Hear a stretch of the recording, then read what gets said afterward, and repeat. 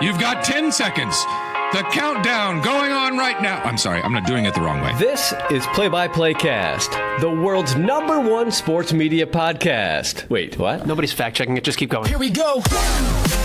Who the hell is Happy Gilmore? Got all that on camera, right, John? Sure, I did. All right, because the red light was not on. The podcast about play-by-play broadcasters for play-by-play broadcasters, hosted by a play-by-play broadcaster. Oh, you can stick me in some kind of Italian boat because that one is gondola. Now, from New York, really? All the big ones are from New York. Your host, Joe Godet. It's still Joel. Yeah, he will not be able to see very well, Cotton. Ah, yes, it is another episode of PlayXCast. Thanks, as always, for the subscribe, the stream, the download, however you have found this here podcast. The podcast about play-by-play broadcasters for play-by-play broadcasters, hosted by one, a professional development podcast that dives into the tips, tricks, experience, stories, process, and preparation of some of the biggest and best play-by-play announcers in the business. My name is Joel Godet. Follow me on social media at Joel Godet, or you can email me, jgodett@bsu.edu. You know, I'm not one of those people that writes things down as I think of them, which, character flaw, I guess, because I feel like, for the most part, Saturdays, because this podcast comes out Friday, I think of a host of things that would be like great introductions to the podcast. And I'm like, oh, perfect, I'll talk about that next week. And then we get to next week, and I don't remember what any of those things were. So, the introduction to today's podcast is a lot of things that I've forgotten this past week. However, I did want to share one thing in particular that I got in an email this week, and it comes to us from a recent friend of the pod, Jeff Munn, who was a couple episodes back. If you want to scroll through the archives, he is the reigning, defending, undisputed state broadcaster of the year in Arizona. And it comes from his time on the Arizona Diamondbacks broadcast team. And it actually involves friend of the pod, Tim Haggerty, who's the AA voice of the El Paso Chihuahuas right now. You can find Tim's episode by scrolling back through the archives as well. But this anecdote involves the great John Miller. So I will read this email from Jeff Munn verbatim here, and that will be our word of wisdom to begin today's episode. Lots of us worry about what to put on a demo, and I used to be one who thought that to impress people, he would put a bunch of game-winning highlight calls. Then in 2009, my opinion did a 180. That year, Tim Haggerty was broadcasting for AA Mobile, and just before the season, called the Diamondbacks director of broadcasting, asked to do a weekly minor league report that Jeff Munn, that I could run pregame. We explained to him that we couldn't pay him, and he said that was no problem. Also sage advice right in there, by the way. His reports were great, and at the end of the season, he came to Phoenix to spend time with the big league club. The night he was there, they were playing the Giants. I was giving Tim the press box tour when I spotted the Giants broadcasters John Miller, Dave Fleming, Dwayne Kuiper, and Mike Krukow, all seated at one table. All great guys, so I told Tim to introduce, that I would introduce him to them, but that we wouldn't stay long because I'm sure they had to leave soon. Well, Jeff continues, I forgot that John Miller didn't do pregame, and before I knew it, Tim had grabbed a chair and at their invitation was engaged in conversation with John. John told Tim that years earlier, when he was with the Orioles, they had an opening for a number 2 broadcaster, and the Orioles had asked John to help judge the demo tapes. So John told his bosses not to pay as much attention to the person sending highlights as the person who just sent 2 innings or 3 innings of play-by-play.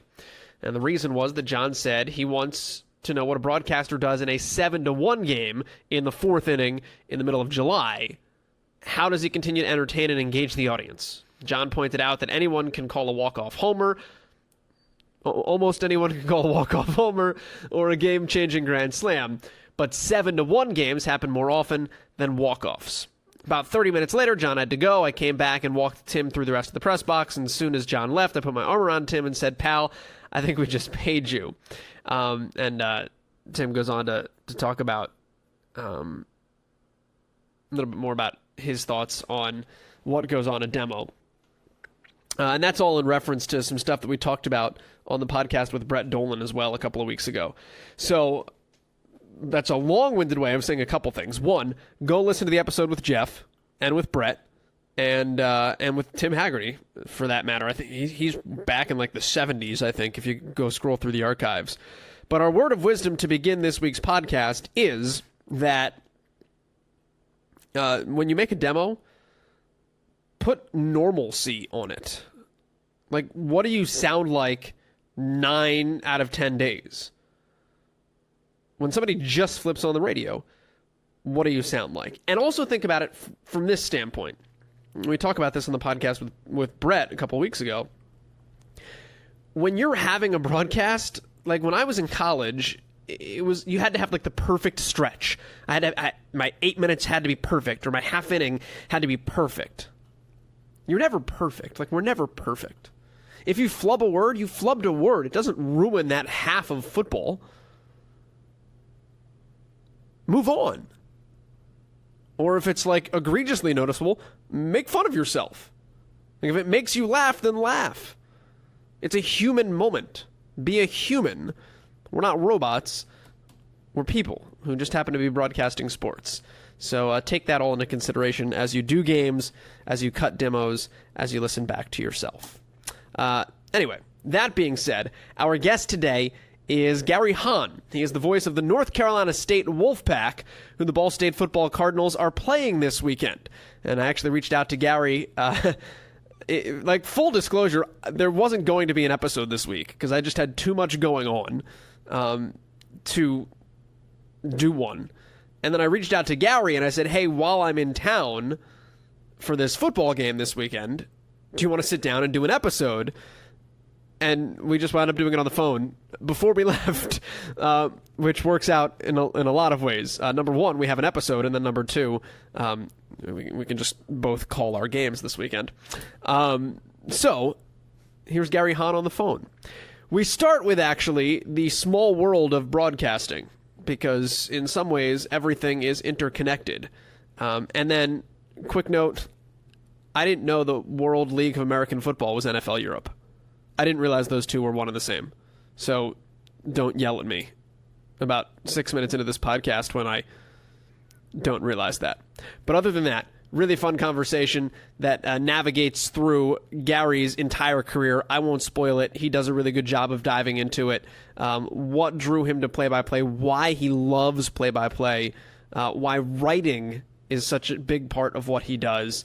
Such a good conversation with Gary Hahn from NC State here on PxPCast. Wanted to start with one of the stops along your career because it didn't dawn on me until our head coach said something about it this week. But did you broadcast the Carolina Cobras when Mike New was the head coach?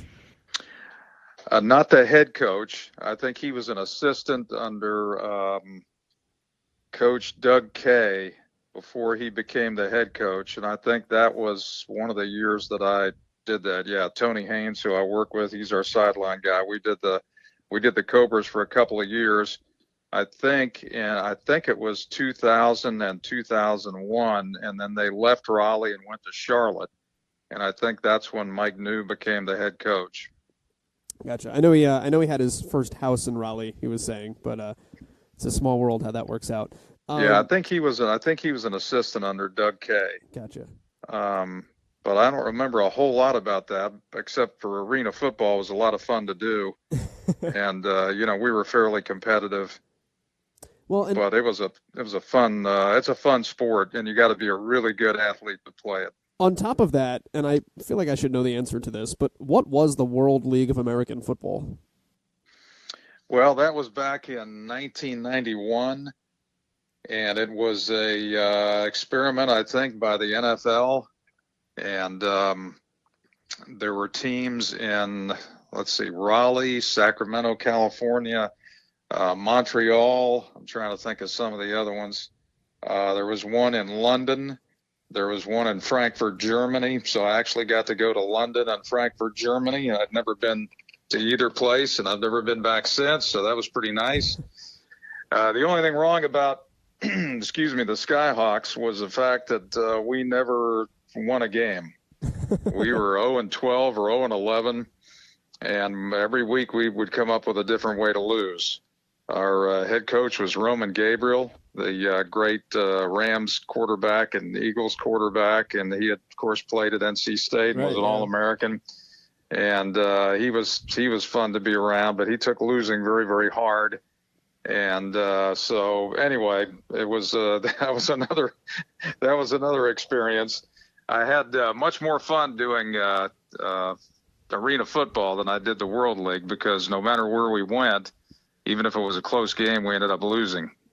Actually, I didn't realize that's what became NFL Europe. That's wild that Raleigh, Durham, and Barcelona would meet like that. That's kind of cool. Yeah, I got to do a game at Wembley Stadium in London. I got to do a game in Frankfurt, Germany, and they were basically soccer venues that they made into a football field. And of course, the soccer fans are really wild, so they would have these fences, these high fences up in front of the stands, because I guess soccer fans throw things onto the field and everything else. And there was all of this security that you had to go through. And this was, of course, way before 9/11. And I was thinking, man, these people must be animals over here. What was cool about doing the arena games?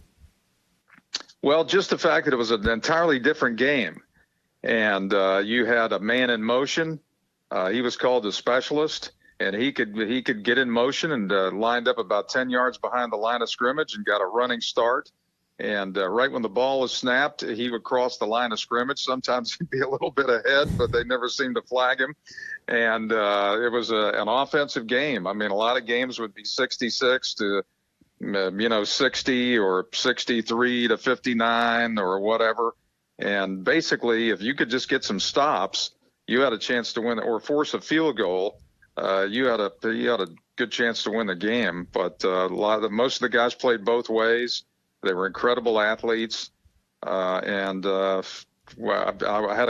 had a time learning the rules. But once I learned the rules, I had a lot of fun doing it. What was the challenge broadcasting wise, just from doing something different? How did it differ from if you were going to go call an 11-on-11 football game? Well, the engineering setup was a little bit strange, because we played in a lot of hockey arenas, so that's where you would have the game. And there'd be big nets at both end zones. And the kickoff was really cool, because you'd kick it into a net and you'd play the carom, and then you'd start to move up the field. And so the kickoff was one of the most exciting things of the game as well. But the preparation was pretty much the same, except your charts would be different. There'd be less people, all that sort of stuff. But I got ready for that game just like I did high school games in Indiana and college games later, and World League of American Football, whatever. Football's kind of football. There were just different rules, and there were fewer players, but you still had to have a spot chart, detailed spot chart. You still had to do a lot of number memorization, and you had to be ready, because things happened even faster on that field than they did a regular football field. Let's go back to the very beginning, if I can backtrack. You mentioned doing high school games in Indiana. Where did you get your start, and where did you, even before that, what turned you on to broadcasting first and foremost? Well, I grew up in western Pennsylvania, about 9 miles from the Ohio border, in a place called Beaver Falls, which is actually the hometown for Joe Namath. His dad, mom and dad were divorced, but his dad lived a couple of blocks away from my granddad in New Brighton, Pennsylvania, which is right next door to Beaver Falls. And about 5, 6 years old, I started listening to the Pittsburgh Pirates on KDKA in Pittsburgh. And they had 2 future Hall of Fame announcers. One was Bob Prince, and he was a wild man. And the other one was Jim Woods, and he was a straight man. And he was one of the best number 2 broadcasters ever in Major League Baseball. And Prince and Woods made it so much fun to listen to that I thought, I watched my granddad come home from St. Joe Lead. He was a, supervisor in the furnace plant. He was a foreman in the furnace plant. He'd come home, his clothes would be all dirty. It was a hot job. My dad worked in the same plant. I had other relatives working in steel mills and stuff like that. And I thought, it doesn't look like they're having much fun, but Jim Woods and Bob Prince are having a lot of fun. And I wonder what having a job like that would be like, to have that much fun and still get paid for it. And so by the time I was about 13 years old, I knew what I wanted to be. I wanted to be the voice of the Pittsburgh Pirates. Well, that never materialized, but I knew I wanted to be a sports broadcaster. And so I kind of set my sights on trying to go to a college where I could study broadcasting and get a chance to do a lot of hands-on work, because I found out that a lot of these broadcasting colleges, you was basically book learning until you were a senior. Then you got a little taste of it. Then you had to go out in the world, and most of these people weren't prepared. So I wanted to go to some place where I could get on the air as a freshman, make all sorts of mistakes with nobody listening, nobody caring.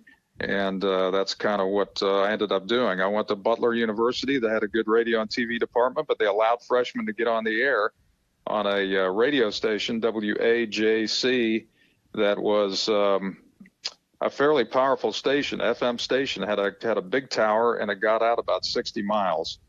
And it was just a great experience. And that's sort of where I really started to grow in broadcasting. And then by the time I was a junior, I moved to doing some part-time work, and I finally got my first commercial job. It was out in this little Quonset hut in Lebanon, Indiana called WNON. It was a toilet, but I got to be on the air, and I got to do things, and I got paid for it. So Saturdays and Sundays, I would be out there doing whatever they, asked me to do. And so I got myself some commercial experience, and just from there, just kept on growing, and graduated from Butler, and then had an internship at TV 13 WLWI in Indianapolis as a second semester senior. That was pretty much my entire year. I think I had a couple of night classes, but I worked as a news intern in an eyewitness newsroom, and that was a great experience. And I worked with a guy called David Letterman. He was a Ball State graduate, and he was the weekend weatherman, and had a little shtick called freeze-dried movies on Saturday night where he could do some of his comedy, and was also a union booth announcer. And he kind of felt he would sit in the booth and write comedy material. I found out later he was always in there writing stuff. And later I found out that's basically what it was. He was writing comedy material. But he decided that he wanted to go someplace where he could sort of start to bloom in his comedy career. And so he went to a radio station. They gave me the booth announcing job, and it was good money, and I didn't have to do a whole lot. But a new GM came in after about, 6 or 7 months, and he said, look, I just can't pay a booth announcer. You're going to have to do weekend weather like Letterman did. I'm going to give you an audition. And if you pass, you got the job. If you don't, you're fired. Well, he didn't like my audition, and I was out the door, and so I got fired from basically my first decent broadcasting job. But I wasn't unemployed for very long.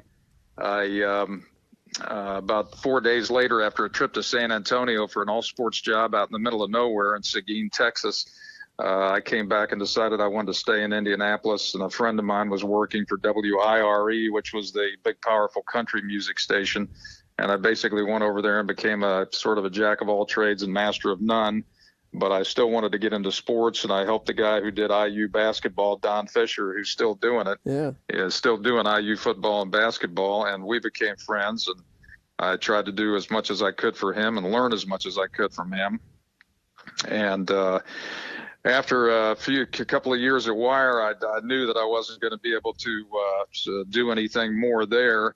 And so I started to send out feelers, and one of the years I was at Wire, I got in my 69 Pontiac and went around looking for a job, and I went to Plainfield, Indiana, where a guy there had a radio station and wanted to do a lot of sports. And so he liked my tape, and he hired me to do Plainfield High School, Avon High School, football, basketball, women's basketball, boys basketball. I also did about, I don't know how many selected Butler University games. I talked Butler into allowing WNON to do road games and a couple of home games. And Larry Bird was at Indiana State at that time. And so I did two games with Bird. He scored 46 against Butler one of the games, 48 the other one, and he looked like he wasn't even trying. He was incredible. But that year, I think I did about 80 broadcasts of play-by-play. And that's kind of where I sort of started to cement my style and really learned how to prepare for games on a fairly quick and thorough basis. And that was really, really huge. And from there, I went to Louisville, became a full-time sportscaster, and then to NBC Radio in New York. When the people that owned WAVE in Louisville, who I worked for, were selling out, and they liked me, and they were nice enough to give me time to get another job.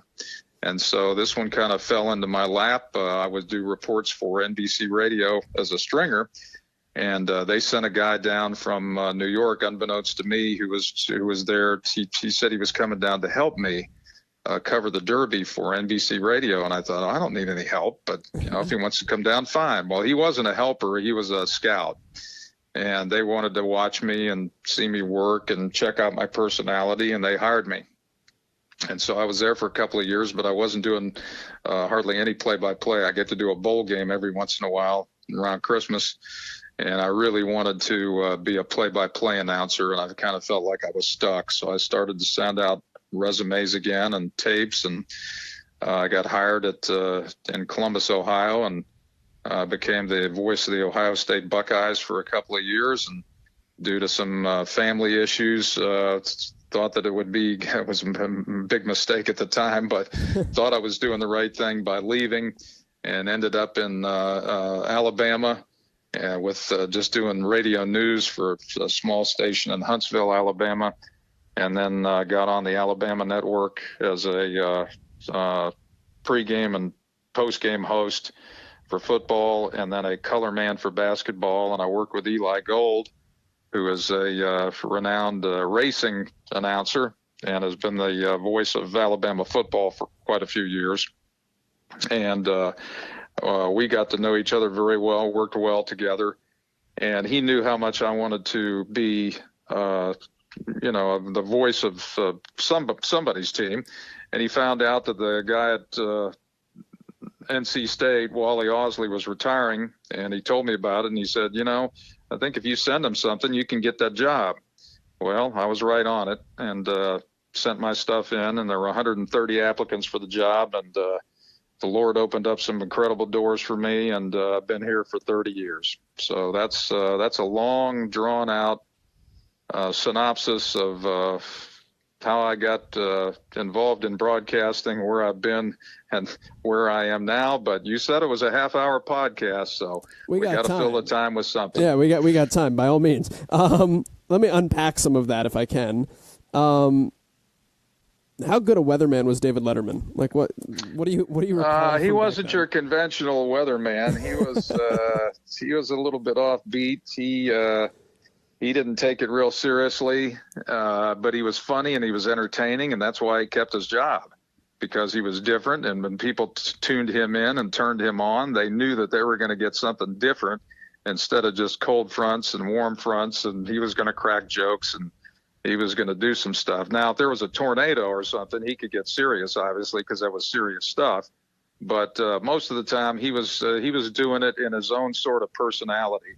And he sort of walked to the beat of a different drummer, and you could just tell. But he was a regular guy. You could approach him and kid around with him, and he liked to have fun. And I don't think anybody around there at the time, and of course I was just a news intern, so I was on the low end of the totem pole, so I didn't have a whole lot of contact with him. I'd say hi to him every once in a while, or just something small talk, or I'd listen to him talking to somebody else or something, but I didn't have a whole lot of contact with him. Yeah, and who knew them? Yeah, yeah, who knew them? But you knew that he was, that he had some offbeat talent. I guess that's about the best way I could put it. He had offbeat talent, and after he was at that radio station in Indianapolis for I don't know, maybe a couple of years, he just decided one day, told his wife, "I'm packing up the car. I'm going to Hollywood, and it's either I'm going to make it or bust." And he went out there and went to the comedy clubs, and all of a sudden he became a hit, got on The Tonight Show, and then got on The Tonight Show as a guest host. And then later, I guess, I'm trying to remember, NBC hired him to host the show after The Tonight Show.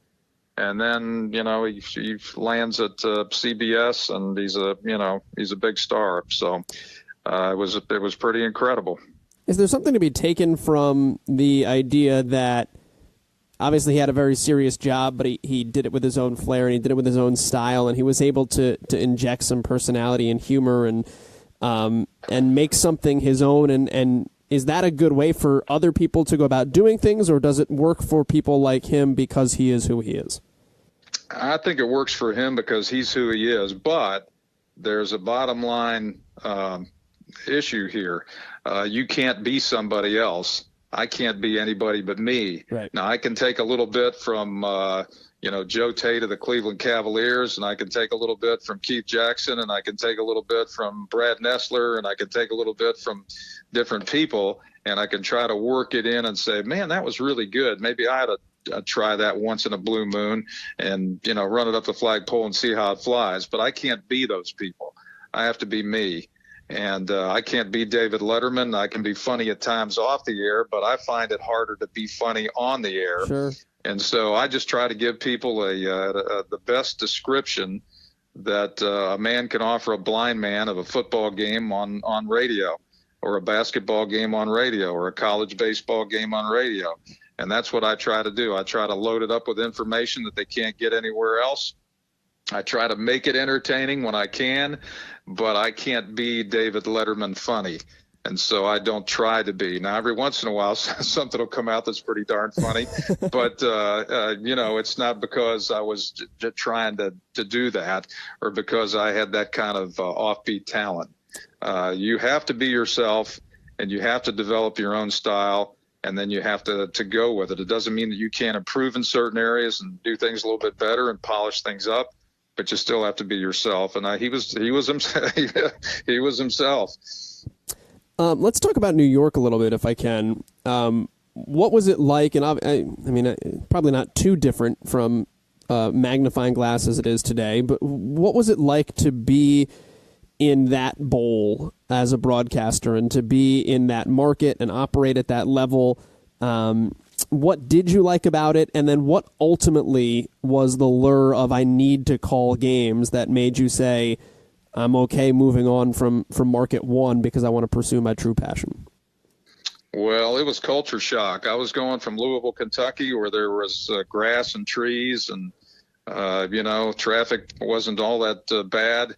And you had room to move. And then I got to go to New York City, which is totally different. I mean, there are just too many rats in the cage there, and they start biting each other. And, you got really rude people. You've got traffic problems. You've got all of this different stuff. And the cost of living was horrendous. Fortunately, I was making a lot more money than I made in Louisville, so it sort of balanced it all out. But it was basically culture shock. And I was on 300 stations coast to coast on the weekends, and then I was a reporter during the week. And so I never had that kind of an audience before. And I had other people that I had to answer to. It just wasn't me being on the air. It was a union operation. So we had a producer. And the producer would basically tell you, here are the stories that we're going to cover. And you write them, and, you write the intros, the sound cuts. I'm going to get cuts from so-and-so and such and such. And here's the way I want you to structure the sportscast. And so I had to follow those directions. Then we had a director that would tell the engineer what to do, ready cart 2 or whatever, that kind of stuff. And he would also coordinate all the stringers. He would have them on the air. And when they were live or whatever, he'd tell them go, and you never hear that on the air, but that's what he was doing. He directed everything. And then you had an engineer, union engineer that was running the all the sound and getting us on the air and all of that stuff. And you had to be very precise. You had breaks where you had to be out at a certain time, and you had to be out right on that time. You couldn't upcut it. You didn't want to be out beforehand because there'd be dead air, and there were automated stations that would then trip and go into their programming because of that. And so you had to be very, very precise. And I'd never been in that sort of time pressure situation before. And that was something I had to learn I had to learn it quickly, and I had to become very proficient. Fortunately, I was a pretty good writer, and I learned from other good writers there. There was a guy working there. It was an anchor, Stan Martin. He'd been a newsman on the ABC radio net. They had plenty of ABC networks. I'm not sure whether it was information or contemporary or what other, but he'd worked over there. This guy knew how to write. And so I would listen to him, and I would go back and I'd get his scripts. All the scripts were in a big basket, from the previous day.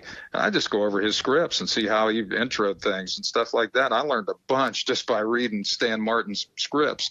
And there were other people in that newsroom too, because we were in there with the NBC News. So you're in there with Cameron Swayze, and I'm trying to think of some of the other people now, and they're kind of going. I'm drawing a blank. Wally Robinson, and they're just let's see. There's a guy at CBS, Gary Nunn. He was working for NBC at the time. He was very, very good. And so you had all these really polished people who knew how to write, knew how to announce, they knew how to do all this stuff. And here I am, a rookie coming in. And there were some times in the weekends, I can remember telling Stan Martin one time, I said, Stan, I'm not sure I belong here. And he stood me up against the wall and he said, look, they wouldn't have hired you if you weren't good enough. So you better change your attitude and remember that you're good enough to do this, and you can do it, and you will do it. And so after he kind of dressed me down, straightened me out, I was okay after that. But it was a little bit of a culture shock right there at the beginning. But what got me away from there was the fact that I still had a dream, and I wasn't really fulfilling that dream. And as far as play-by-play was concerned in New York City, you had to really know people. And the people that you really had to know, you had to know the Albert family. It seemed like they could open up doors for people or shut doors for people, or it seemed like that anyway. Or you had to know somebody and have an agent who could get you stuff, and I just didn't have any of that. So I thought, well, if I'm going to do what I really want to do, I'm going to have to leave here. And so I started sending out feelers, and one of them came back from Columbus, Ohio, and they said, within a year, we're going to have the rights to Ohio State football. And we want you to come and host a talk show and do sportscasts. And then when we get the rights, you're the man. And that's exactly what happened. They were true to their word. And so I did the Buckeyes for a couple of years, and that was a great experience, absolutely great experience. And I grew in that job as well. And like I say, it was a mistake to leave there, but there were some circumstances I'm not going to get into now that kind of set that up. And, that's kind of the way it worked out. But doing Ohio State football was a big deal. You mentioned being a good writer at NBC, or having to be a good writer at NBC. Does that impact you to this day? Like, I know what we do now, you're speaking extemporaneously for 3 hours, but the fact that you had to write scripts and be able to work under a time crunch, and how much of that still applies to the way that you wordsmith when you set up and call a game for the Wolfpack? Well, it still is a big part of it, because I learned a long time ago, if you get off to a bad start in a pregame show, the rest of the day is going to be tough. It really will. Yeah. Because if you're kicking it around at the beginning, you're going to be backpedaling the whole day. And so what I try to do, and I've still done this, I try to sort of either write out a few notes of things that I want to talk about in the pregame, or if I'm really uptight and it's a big game or something like that, and I know we've got a heck of an audience, I'll actually sort of script out part of it just to get started. And that seems to get me going. And if we have a good, if I've done my segment really, really well, then I feel like the rest of the day is going to go great. And you don't want to let people think that you're reading this stuff. So your writing style has to be the way you would speak it. And of course, you're not talking, real fast like you would read a sportscast, and you're running out of time. And this is Weekend Sports on the NBC Radio Network. You can't do that. But I've found that works good. And if I couldn't write, I wouldn't be able to do that. And it would sound terrible, and it would sound like I was reading. But the way I seem to write, nobody can tell. And so that's good. I like that because I feel better. I feel like I'm totally prepared. And to me, pregame is something that it's important. It's important to get off to a good start. And then when I'm finished with my part of pregame, then I can just concentrate on what's coming next. And for football, when I turn it over to the other people who do pregame, then I'm got my binoculars on and I'm watching the opposing team warm up. I'm seeing who's out there. I'm seeing who's running first string when they line up and run their skeleton drills and all that sort of stuff. And it really helps me get ready. And when they're throwing the ball to number 8, I know immediately who number 8 is. And, that's the kind of recall you have to have when you're doing a football game or any kind of play-by-play event. I'm always fascinated by what people have in front of them. What do you put on a board, and what's important for you to have at a fingertip length from you? Well, I've got a board that I have like for this coming weekend, for instance, I'd have the Ball State offense against the NC State defense, and then I would just flip it over, and you'd have the NC State offense against the Ball State defense. And I would basically just line it up like a normal 2-deep depth chart. You'd have the offensive line up there with their backups, and then to one side you'd have the tight end with his backups, and you'd have the one of the outside receivers with their backups, and then below that you'd have wide receivers. There's usually 4 wide receivers now, counting the tight end.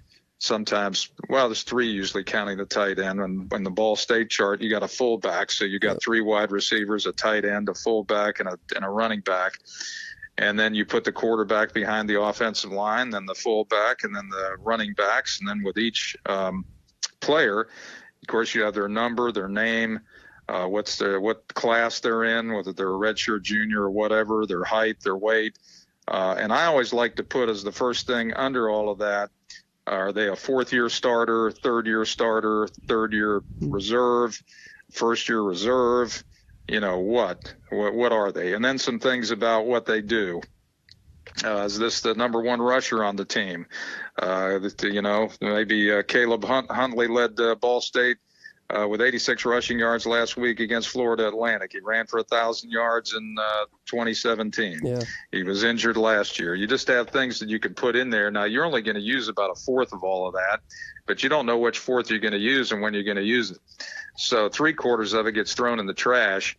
But and then there's a lot of other stuff on this board, too. You always put down what the opposing team is averaging, how many points, how many yards a game, how many yards rushing, how many plays they run a game, what they are on 3rd down, what their turnover margin is, what they are in red zone touchdowns, how many penalties they average a game, things like that. And then at the bottom, I've got these notes that I put in there that, for instance, Ball State returns 8 starters on offense from an injury-plagued 4-8 team.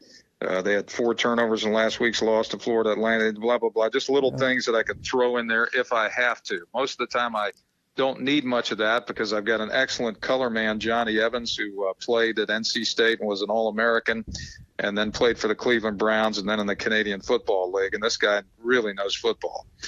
And then I've got a tremendous sideline reporter, Tony Haynes, who's like an analyst on the field. And I have to allow them to come in and give their insights as well. It just can't be me. So I'm sort of like the ringmaster of a 3-ring deal where we're all trying to get as much information to the public as possible and do the best job as possible. And so far, for many, many years it's worked. And I think we get a pretty favorable rating by most people who listen. How do you organize kind of storylines or storytelling, or when you go into a game and say, these are cool, interesting stories. They might be related to the game. They might not be. It might be a human interest thing, but that's something you want to make sure you hit, or how you go into a game and say, all right, this is the arc that we're going in with, and, we'll revisit it and see how the game dictates. Like, how do you approach, here's the story we're going to tell, and setting yourself up to do that in a coherent fashion? Well, sometimes it's what happened the week before. For NC State, the week before we recorded this, State went to West Virginia with a very young team, 45% of the roster freshmen and sophomores. And that was the first time with a brand new quarterback. It was just his third college start. State had a lot of losses on offense from the previous year. There are like 3 or 4 players that were on that offense and are now playing in the NFL, including Ryan Finley, who's the backup quarterback for the Bengals, and Jacoby Myers, who's catching Tom Brady's passes now at New England. So that's a lot to lose. So you go into West Virginia, it's your first Power 5 opponent, and they smack State in the mouth. State played well enough to win in the first half, did not play well enough to win in the second half, lost 44-27. So obviously, you'd set it up. This is a bounce back situation for a team, and how's this team gonna respond? Are they gonna keep West Virginia in the rearview mirror, or are they gonna put West Virginia in the rearview mirror and then take their eyes and start looking toward the front of the car? So that's part of the story. This is a team that's got to improve every week. So we talk about where does it have to improve in this particular game, things like that. So sometimes the week before dictates your story. Other times it'll be an injury or something that might have happened off the field. Fortunately at State, that doesn't happen too many times. It could be, you're playing Clemson, and if you win this game, you'll tie for the Atlantic Division lead.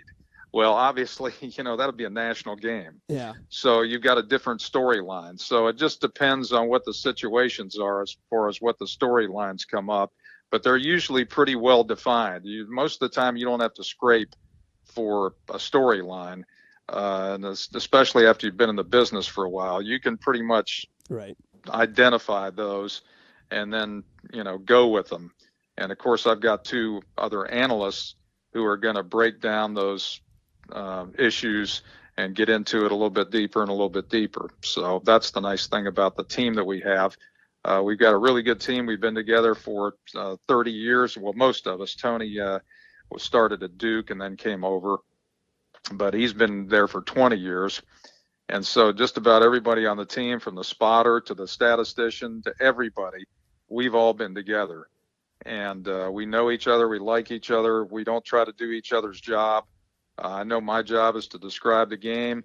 Johnny's job is to analyze it. Tony is to give a different insight from the field as to what Johnny just said, or try to lead Johnny into some area that he hasn't gone into that Tony sees. And it works out good. We've got a lot of people watching, even today with all the delay and all the stuff with HDTV. We got a lot of people that still turn the sound up on the radio for whatever reason, and they listen to us. So that's a pretty good situation. Last thing, I don't want to take too much more of your time, but I did want to ask you about that team a little bit more. Just from the standpoint of, how do you best utilize them and set them up for success? Do you pretty much just call a play and say, all right, I'm going to get out of the way now? Or will you take it upon yourself to lead them in certain directions? Or is that all kind of like, hey, let me just get out of the way and let them put their expertise to work? It's a combination of all of it. Sometimes I do lead Johnny. Other times something will happen on the field. I know he's got something to say. I'll just turn to him and point my finger at him. Okay. And that's all I got to do. Right. He'll take over from there. And then Tony will chime in, or my engineer, David Modlin, will tell me in my ear, go to Tony. And so I don't even have to know what Tony's got. I'll just say, let's go to the sidelines, Tony. And he'll just, well, Gary, I'm not, that was just a terrible call, or, we don't get into too much of that either. I think that's one thing that helps us. We are pretty objective. People know that we care about whether the Wolfpack wins or not, but we're not like some of these programs. I mean, I've heard some of them before coming back from different road trips where we were in the car listening. Yeah. And some of it's absolutely embarrassing. I mean, it's just, we need to call a conference commissioner about this. Oh, my gosh. I'm thinking, you just don't understand how dumb that sounds, how bad that sounds, how unprofessional that sounds, how awful that is, what a button-pushing turnoff that is for people who are listening. And I just can't go there.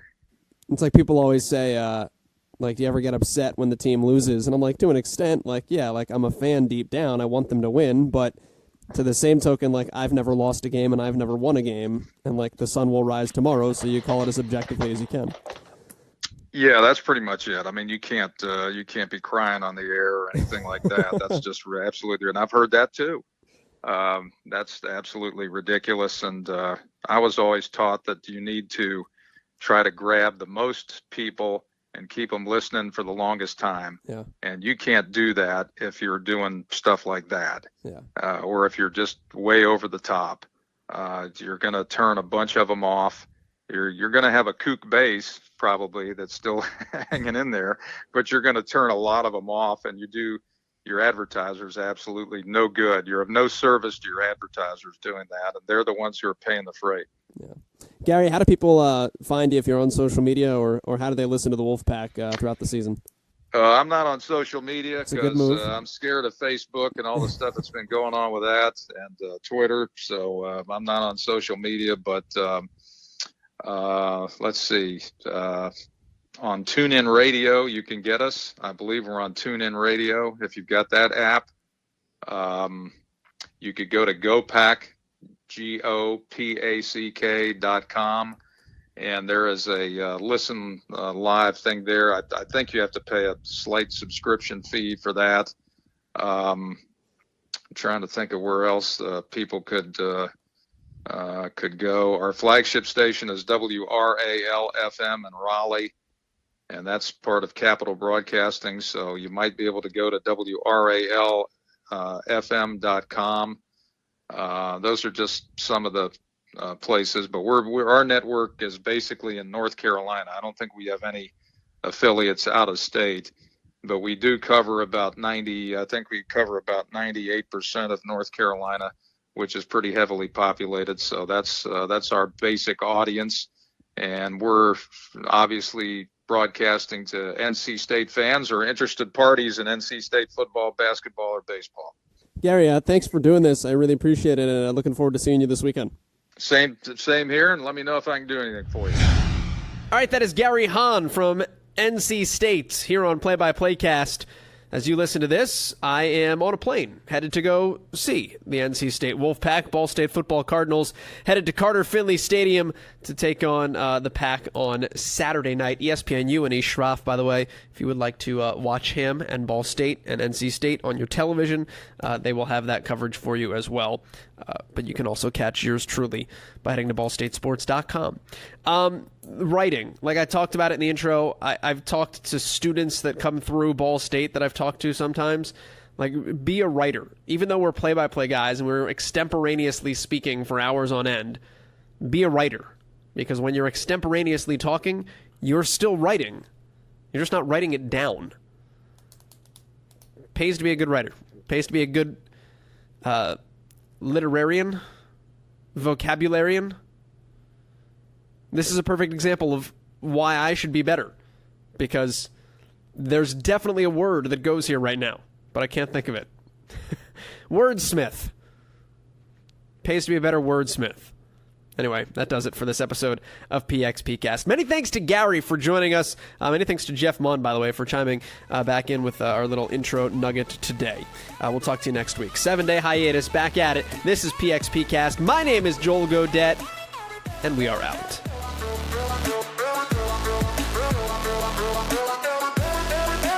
And that will do it from St. Louis, where the score is inconclusive.